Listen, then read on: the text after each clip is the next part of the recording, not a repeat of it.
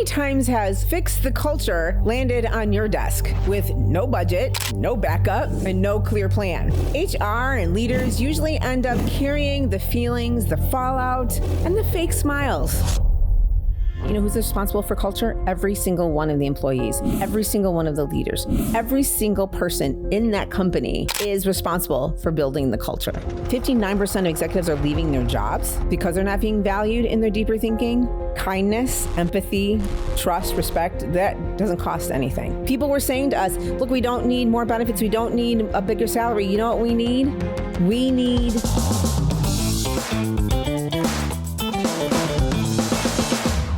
Be honest.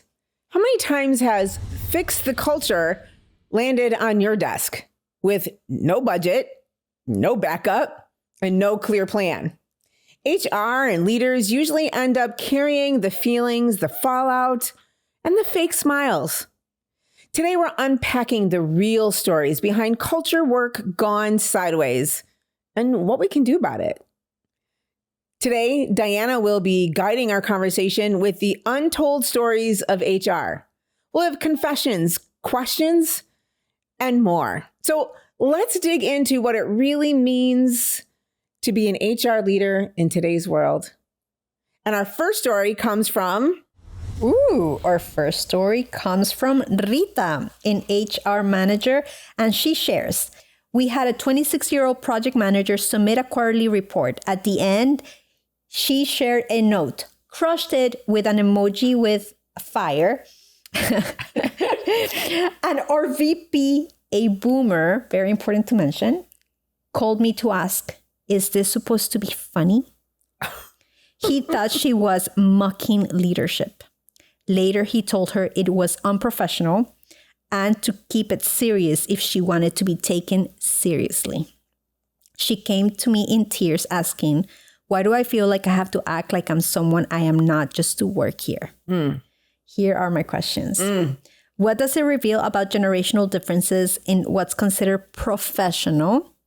And how can HR mediate these moments without making either side wrong? That's rough. And that's hard because both sides are right. Yeah. Right? I mean, both sides are just using the information that they have and what they know and what they're used to. And so it's tough, especially if you are going to look at the older generation and the newer generation, right? I mean, think about it, especially my generation being a Gen Xer. I mean, we didn't have the internet. We still had payphones. We still had different things that we needed. I mean, we know cursive, right? I mean, there's things that we learned and we grew up on that we will hold on to forever. That's part of who we are as humans. But here's the thing. We have to acknowledge that we have different experiences. We have to recognize that we may have learned how to do things in different ways, and we need to appreciate it so that I can value what you say, even though it's different than I am. I can value the fact that you're using emojis and I don't think it's professional. So as an HR person, we need to kind of come together and say, oh, I get it. I hear you. I see you. I understand. And there's another way to look at this so that you feel validated, but you also know, maybe we need to be more open-minded and know that emojis are not unprofessional. It's just the way this other person is. And we got to recognize that and appreciate that and pull that in and learn. You know, one of the things I talk about is that one of the best things a leader can do is a lifelong learner. And if we are constant, that doesn't mean books and that doesn't mean more degrees. That's not what I'm talking about. I'm talking about learning about humans and learning about connection and learning about people, right? Because they are your biggest asset. So that person might use emojis and you don't think it is appropriate. Then both ways have to think, okay, so when I'm talking to this manager, no emojis. But when I'm talking to that manager, I can use emojis. Yeah. And that is a responsibility on both sides. Right? And I think that the HR executive can really talk to both of them about understanding different people's perspectives and that they weren't trying to be unprofessional or they weren't trying to be degrading. They were just coming from their background. And if we understand that, we can learn so much more from each other. Yes. And that perspective brings me to a story I heard over a company. I don't know if it was Walmart, that they tried to open a store in another country. I don't know if it was Vietnam or like South Korea or something. And like for them, the like certain things like saying hi and smiling to people is like part of their thing, but in their culture it's just not acceptable. So we all come with so many different backgrounds, different stories. And the other thing that came as you were talking in my head is, like I tell my girls, wearing a bathing suit is okay. It's fine. Now wearing a bathing suit at a funeral, correct, may not be the right place to do it. So it like within the context that you mentioned, emojis have a time and a place, and a specific audience. Like we get to be mindful about our audience, and it doesn't take away from their And thing. we have to remember that people have different perspectives on things and different expectations on things, and that's okay. Doesn't mean we have to abide by them all the time or give in. And like she was saying, not be herself. Wasn't what she said? Yeah, she mentioned that, why do I have to act like I'm someone I am not just to work here? Right. And we don't want that. Like that's going back to culture building. We want people to be themselves. And that also goes back to, I'm going to be myself, but I also know that when I'm speaking to this audience, I need to talk this way, or I need to be this way. And it's not inauthentic. It's knowing your audience and being respectful of that audience. Being mindful. I think it's being mindful. The beautiful part about we get to take someone else's experience into account and value it as well. Right. Yeah. Right. But as an HR person, I wouldn't want to hear, I can't be myself. So I think that's got to be culturally addressed. If you were that HR person, how would you have addressed it in like what type of conversation would you had with the leadership person, the boomer, and then versus with the other person? I think with the boomer, first of all, I would have said, in both situations, I would have started the conversation with tell me more. Okay. Both of them. Exact same way.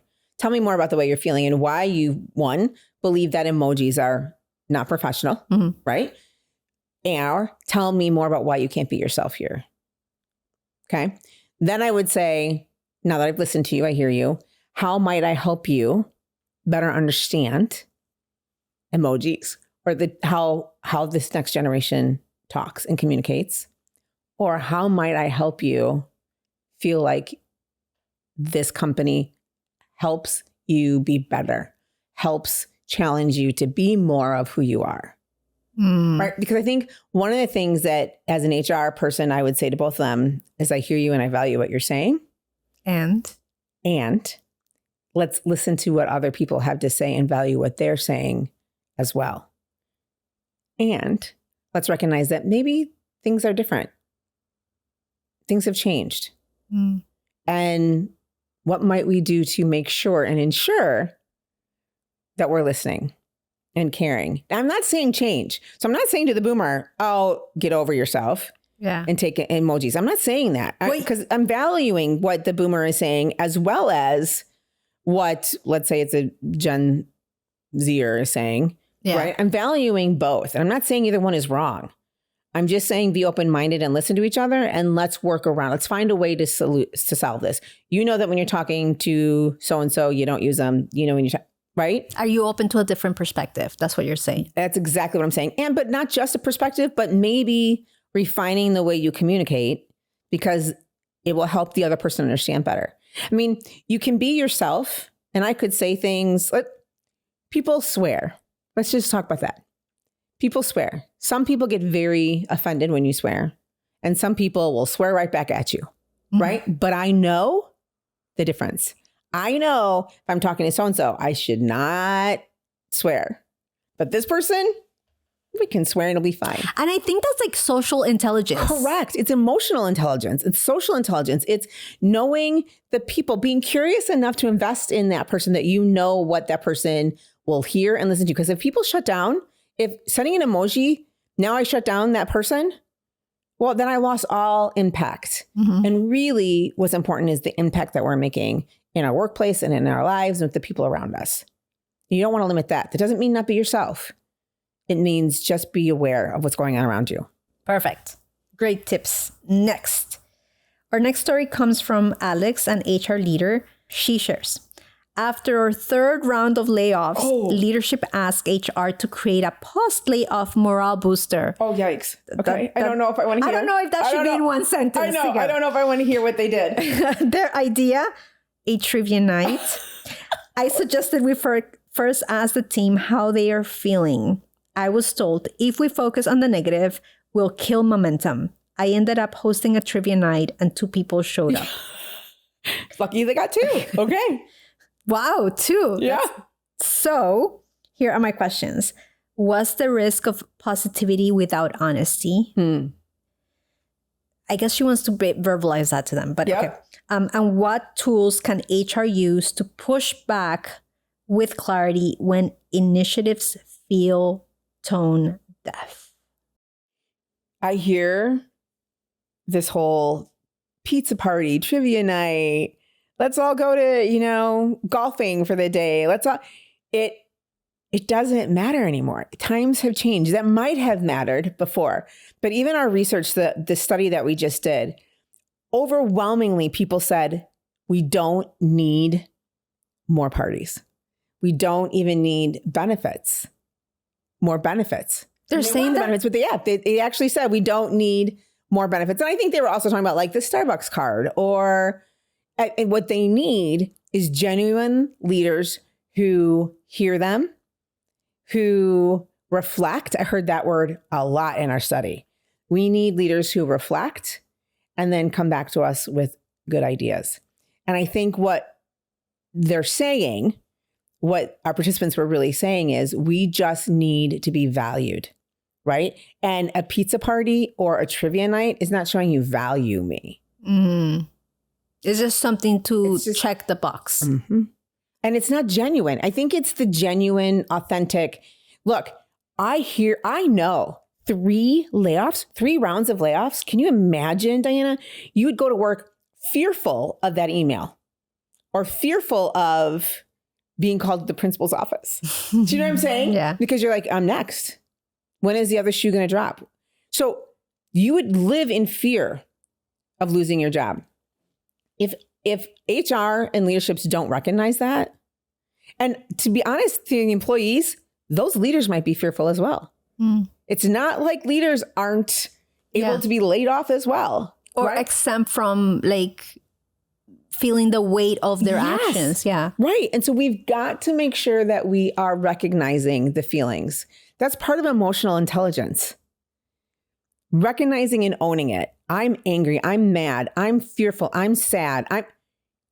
The problem is that we have been pushing those aside for so many years. We were taught that doesn't belong in the workplace. But it just seeps in and it shows even more anger, even more depression, even more anxiety. You've got to recognize that. Hey, listen, tell me how you're feeling. It's not a negative thing. It can be a very positive thing. And there could be really good, solid ideas that people have about how to deal with these feelings. But if we don't even recognize them, people are going to shut down and they're going to not even invest in the jobs that you kept them on to do. Yeah. Right. So I think that you've got to recognize the feelings, number one. And it can't come from fill out this survey. I've seen that so many times. So I'm going to do a Google form and you're going to fill us on a scale from 1 to 10. How are you feeling right now about your job? How are you feeling about, and then you get all this data and you ignore it, you push it aside because now hopefully the employees are thinking or the leaders are thinking we care because we asked.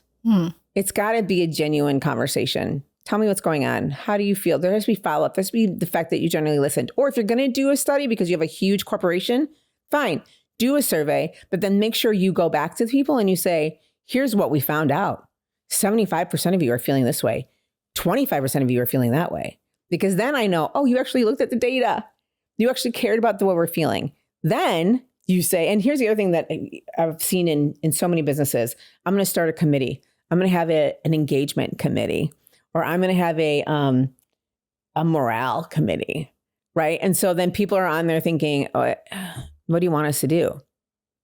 What possible pizza party? Or people want meaning and purpose. I'm going to just keep going back to this idea. People want meaning and purpose in their jobs, and they want to be heard and seen.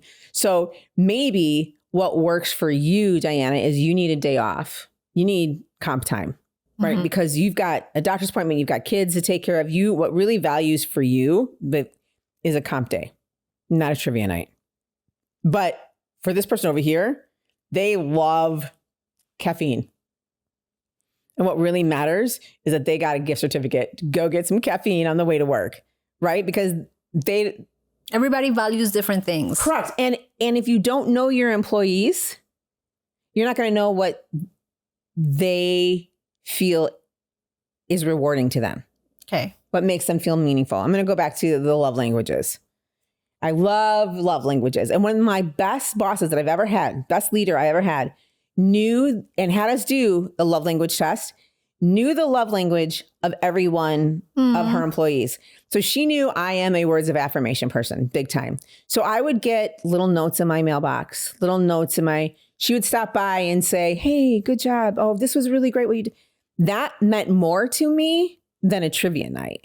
Yeah. Right? A quality time person would totally love a trivia night. Absolutely. Absolutely. A service person would love for me to come in and say, hey, why don't you take lunch and I'm going to do your job for you. What can I do to help you? Right. So that is more meaningful than a pizza party or a roller skating night. To date back in the 1980s, we'd have roller skating nights. But I mean like that, it's because you know me, you've listened to me, and we are living, and I've got to recognize the fact that we're living in fear. We're living in fear because of the next layoff. You could have just lost the person in the cubicle next to you that was one of your best friends. The person you went to, your person at work, you might have just lost that person because now they're out. And all you hear in your ear now is from that person who's like, I can't believe I got laid off. What am I going to do now? Well, you're so lucky. You're still there. Right? So if we don't recognize that our employees are having that same issue, our leaders are having that same issue. And I've talked to leaders. One of the hardest things that they have to do is let people go when there's layoffs. You could really be doing your job, but unfortunately, I've got to let you go. Think about the emotional weight on that leader. Yeah. If we don't recognize that. I mean, and not all leaders are created equal. No. And there's some I've had amazing leaders. Oh, yeah, I have too. Oh, my gosh. I can relate to that. So, but I got curious to something you mentioned about the study. Can you tell me a little bit more about the study? Like, I know you've been geeking out on this data. I've been totally geeking out on the data, and there's so much that I haven't even touched the surface. Yeah. Sifted through. But we did 1,000 working Americans ages 18 to 59 all across the United States, all the areas, every industry, from leaders, CEOs to employees that are clocking in and out. Like, we did it all. And we really looked at generations. I have some really cool data on females versus males. And then I have some really great, all this information of what leaders really want and what people want from their leaders. And I think that that's what's really interesting. Say more. Well, okay. So for example, 82% of people said that they know what they want from leaders are curiosity, critical and creative thinking, and connection. That they know that is what is expected to be good leaders. But the problem is, they're telling us they're not seeing it mentored. They're not seeing it being held as an example. That they can't point to somebody and go, oh, like you and I just said, we've had great leaders. They're struggling finding that that's a great leader.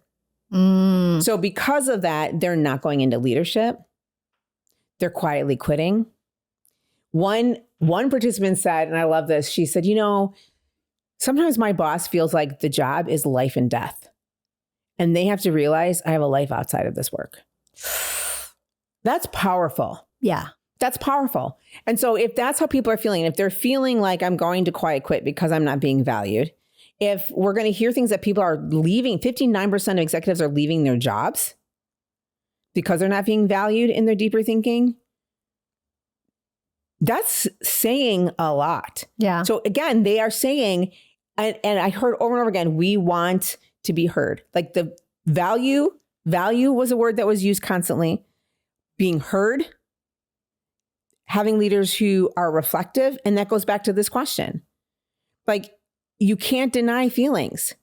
They want leaders who are reflective and say, man, I know this sucks. Man, does this suck? Sucks for me too. I can relate to you. This situation we're in right now is horrific, right? I got to acknowledge that. And then I got to say, so what can we do together to make this better? How might I serve you better?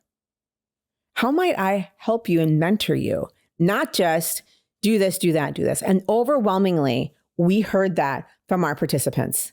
They're saying, look, the leadership is saying one thing, we're hearing something else, and we're seeing something else modeled. It's got to coincide. And HR has to help that coincide. Leaders have to help that coincide. And employees have to. It feels like, as you're saying, it feels like everyone's pulling in different directions because everybody has different needs, but nobody is actually bringing the thought together. As you were talking, a few things came to my mind. Like my brain is kind of cuckoo bananas, but here's the thing. Okay. It came currently the situation in Argentina where the reform of work is like now they have to work double the time and hey, and by the way, we may pay you with food as well. And it's like, okay, thanks so much. You're so thoughtful. Right. And how it feels like we're digressing. Like it feels like we're polarizing each other even more. Like there's not enough of this, let's come together because you're as an employee, you help me advance my interest and I help you advance your interest. And like we're a team. It doesn't feel like we're looking out for each other's best interest. Right. So that's one thing that came as you were saying. And then the other one, and like for people who are parents, maybe they'll relate to this, but like there's a story by Pixar that is the emotions the emotions movie. Like anger and joy. That yes. movie. Yes. Inside Out.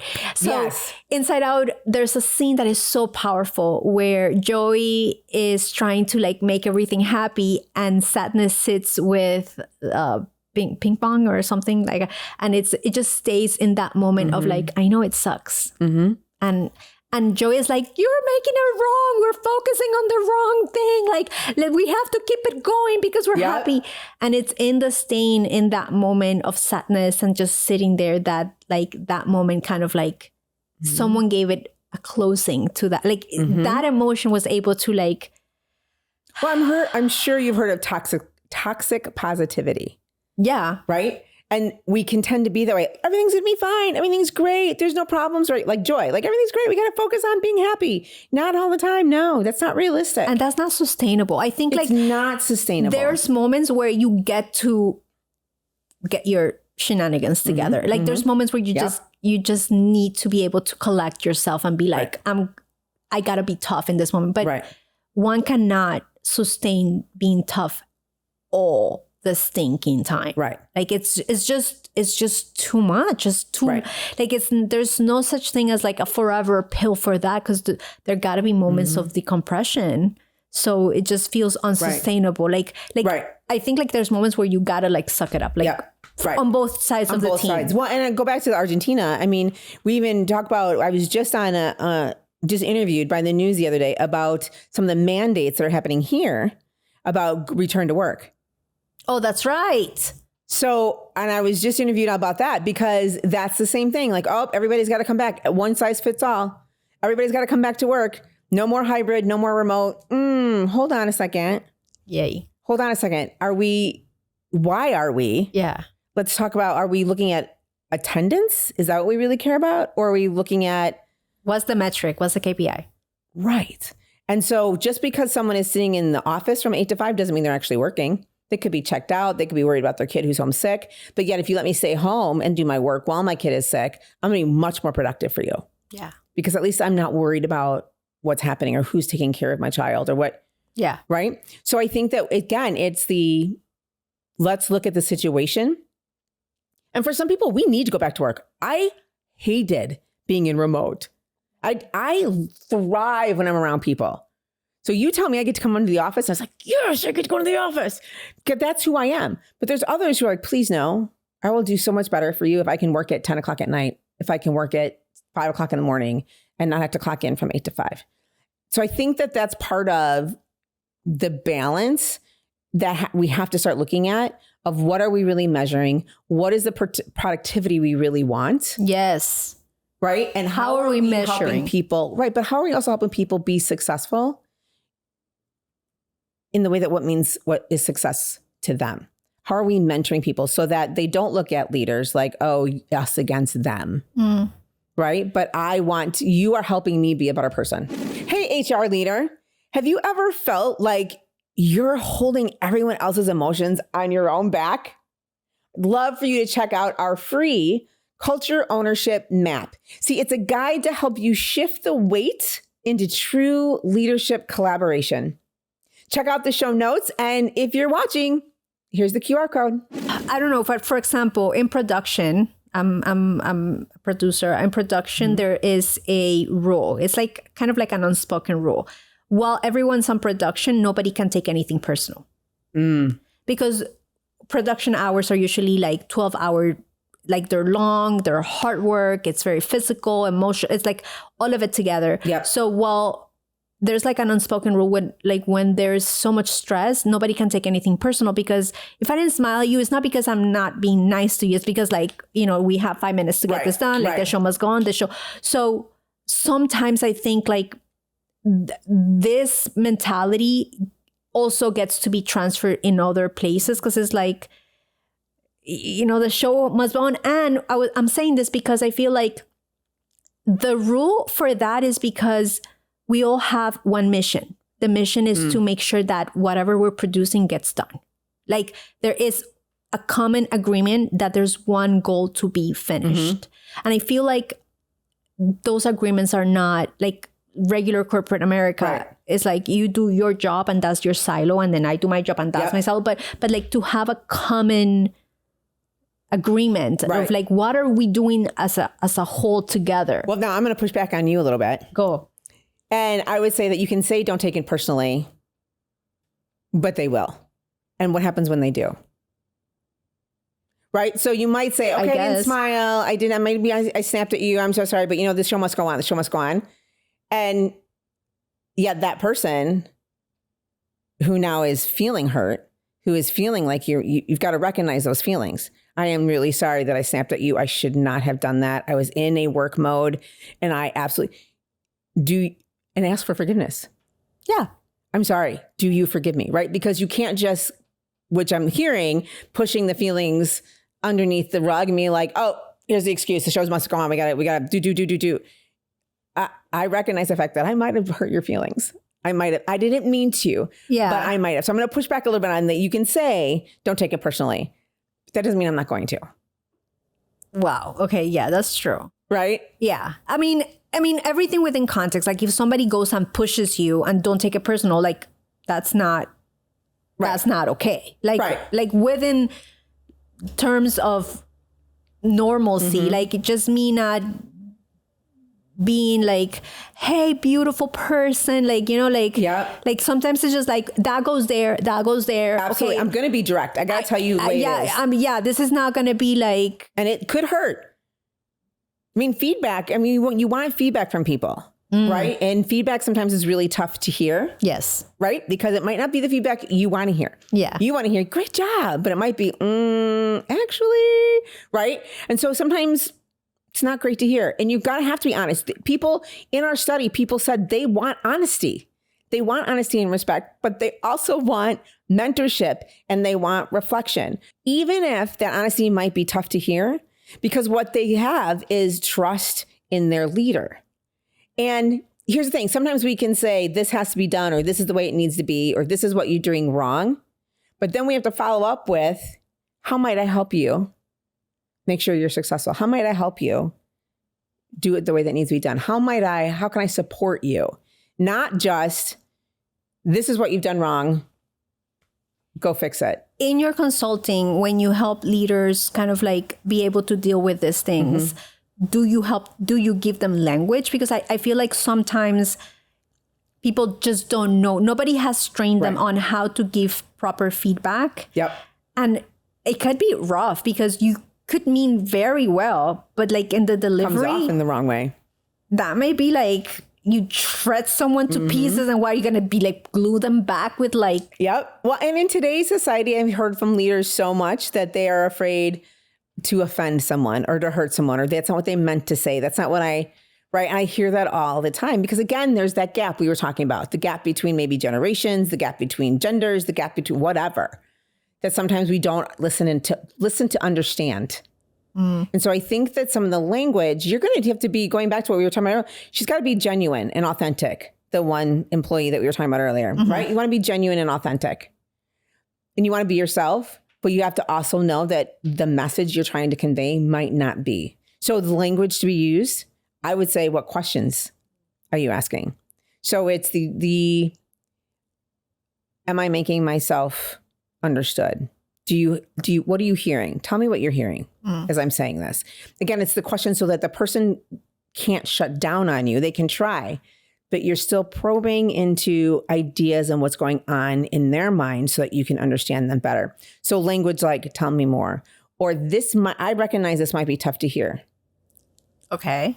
Right? Perfect. I recognize that. This might be tough to hear, but how might you use this feedback in a way to make it even better? Okay. How might I help you be the best employee, the best person, the best leader, the best manager that you want to be? I think part of that too is understanding what are the goals of the employee. So saying things like, tell me what you want out of this position. Tell me what are your goals? Again, going back to those questions, right? What's going on in your life, in your day-to-day operations that I might be able to help assist you so that next time we have this feedback, next time we have this meeting, I'm being helpful. Yeah. I'm teaching you, I'm helping you. You know, it's that whole idea of, I talk to leaders about this all the time. You can't just do that one and done. Once a year, we're going to have an evaluation. Once a year, you're going to feedback. If you make feedback part of the everyday process, it's just a natural conversation that is continuing. It's not a March 15th, every year, you and I are going to have a one-on-one and I'm going to evaluate what you just did for the last year. But if you're used to that and it's part of the ingrained culture of feedback, then it's just a natural thing. Yeah. Then there aren't as many hurt feelings. People are used to how you communicate with each other, using emojis or not, right? People are used to the way you give feedback. And so then they can accept that a little bit better because it's just natural. Yeah. And it's also a way of both sides get to improve. And I think that's key, Diana. You also have to, as a leader, then say, am I being the kind of leader you need? How might I? And that is vulnerable. That is being like transparent and vulnerable. But how might I do better by you? Yeah. Wow. Okay. Let's move on because we only have like Maria and HRBP sent this. Culture is on every slide deck, but in practice, it feels like I'm carrying it alone. I'm running ERGs, mediating conflicts, planning recognition, all while still recruiting. It's invisible work and I am exhausted. Here are my questions. Why do organizations talk about culture as a priority but fail to resource it? And please do not say budget limitations. You know what? Kindness, empathy, trust, respect, that doesn't cost anything. And here's the thing. I think that people don't understand what culture means. Let's define it. Okay. So culture is the climate that is being cultivated day to day from leadership, from employees. It's not go back to the pizza party idea or the trivia night idea. That isn't culture. Culture is what is ingrained in value. Okay. Okay. So in meaning in your work. So sometimes I think that people think culture is happiness, joyfulness. We have a culture of innovation. Well, those are all great things to value and to care about, but that's not a culture. Do you have a culture of trust? Do you have a culture of openness?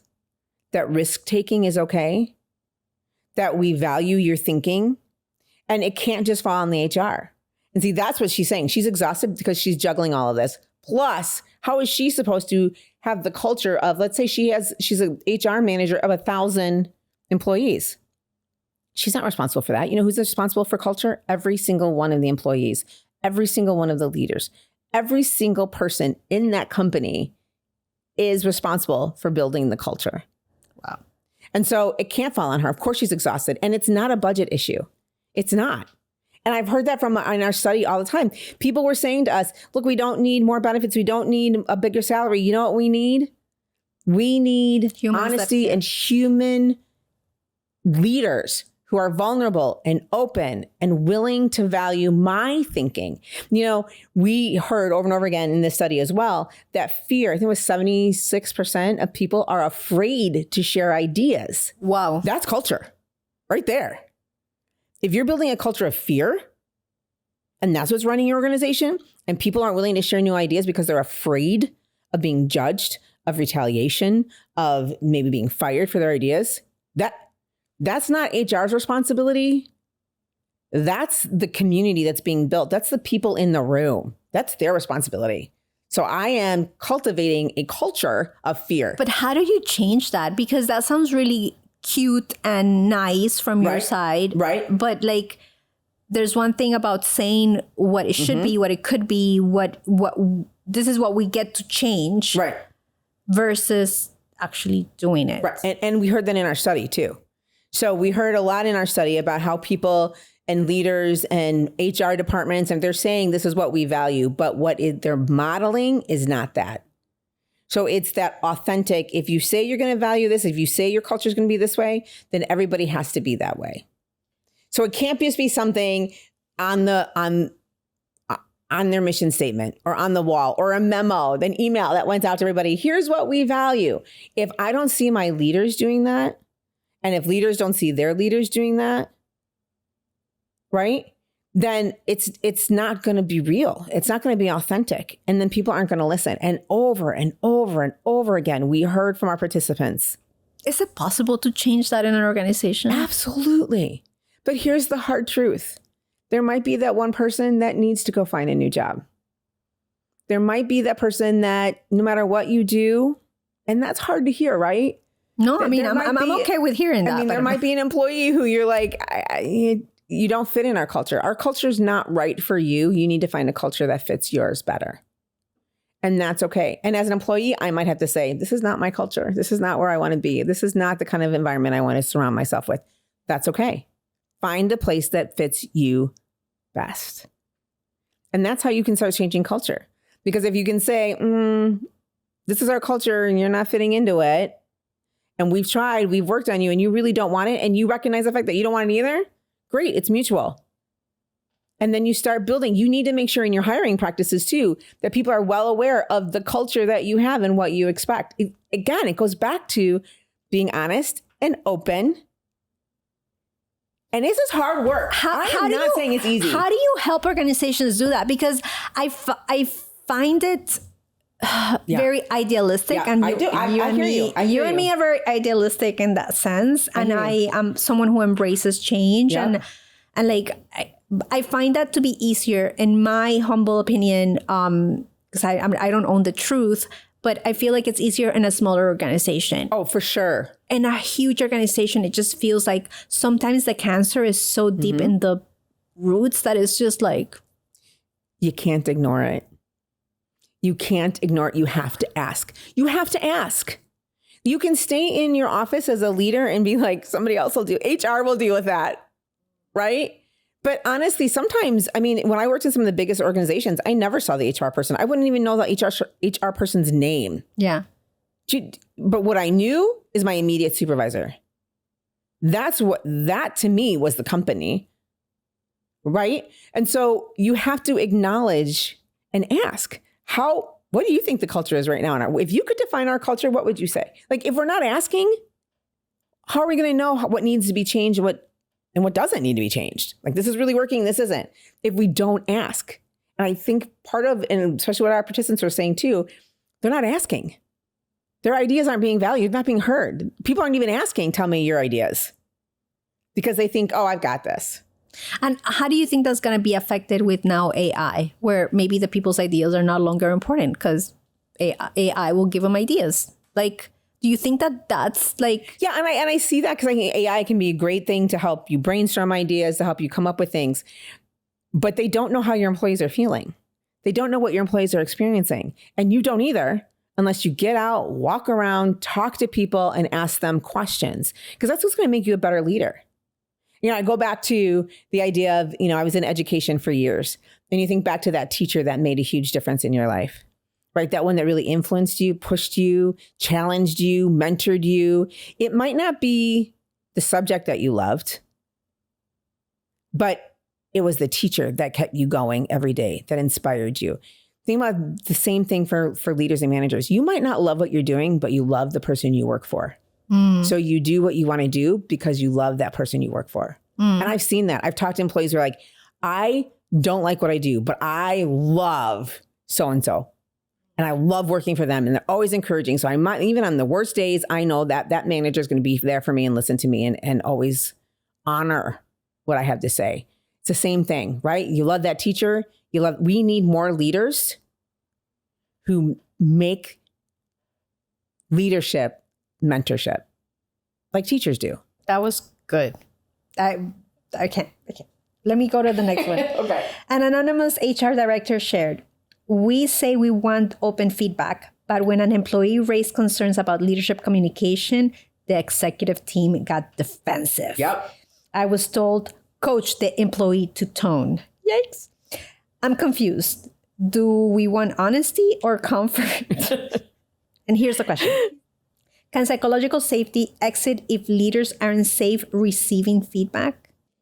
Anytime you get feedback that isn't what you want to hear, you're going to be defensive.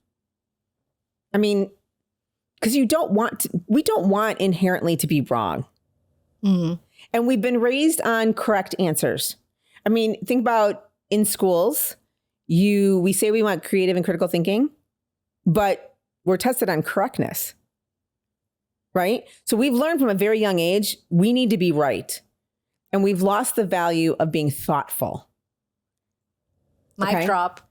So because of that, because we're not being thoughtful, right? We're not thinking things through. We're not looking at things and saying, maybe that person is right. Maybe I am that way, or I have done that wrong, or we need to do this better. We've been too focused on I am right. And this is where something like I heard Brené Brown say something that is powerful and is like, do you want to be right or do you want to get it right? Right. And we get to decide which one. Because sometimes we cannot have them both. Sometimes we can, but there's times where. And it's not easy. Yeah. It can be hard to hear that you're wrong. Yeah. Right? And what if you're wrong? Like, who cares? So, yeah. See, innovation doesn't happen unless we experience failure. And, in the classroom, failure is seen as part of learning. But in too many organizations, it's seen as a liability. And so we've got to embrace the fact that we are going to mess up. We're going to fail because that's just now something we've learned and that we can do better next time. But we've got to embrace that. So I might have failed in this area. I might be getting feedback that I don't want to hear.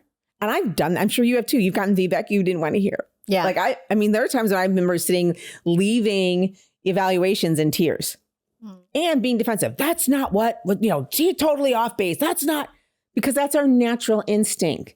But that's why I'm so big on reflection, taking time to think before you speak.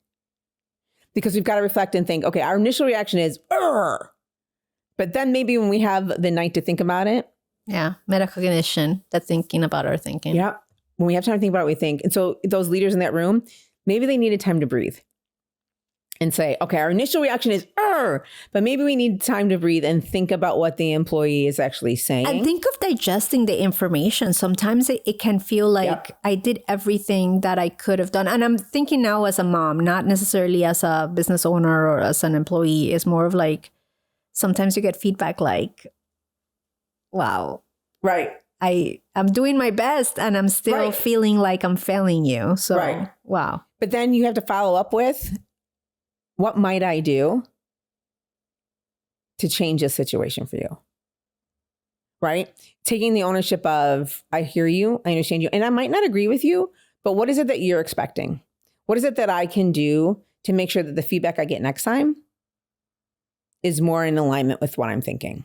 Yeah. Right. And so we have to stop thinking of right and wrong and start thinking about growth and progression.